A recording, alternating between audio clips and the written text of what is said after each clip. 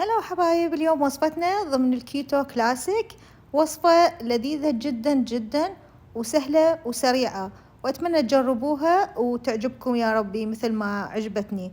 طبعا الوصفة ضمن الكيتو كلاسيك، وهي وصفة مرق الدجاج.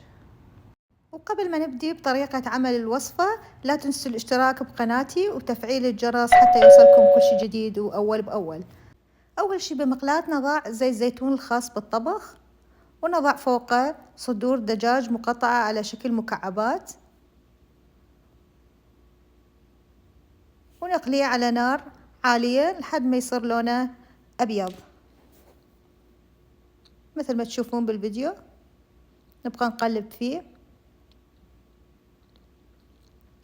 ومن يصير لونه أبيض نضيف عليه قليل من الكركم، نبقى نقلب لحد ما ينشف المي بالصدور. نضيف له ملح، فلفل أسود، بابريكا، وقليل من الكاري، ونستمر بالتقليب لحد ما تخلط البهارات جيدا مع الصدور. ثم نضيف قليل من الماء، نقلبه، وبعدها نضيف له ورق غار وأعواد القرفة،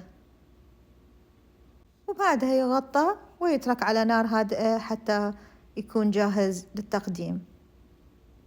هسه حاليا صار جاهز للتقديم، ونضيفه بكاسة وناكله وألف عافية.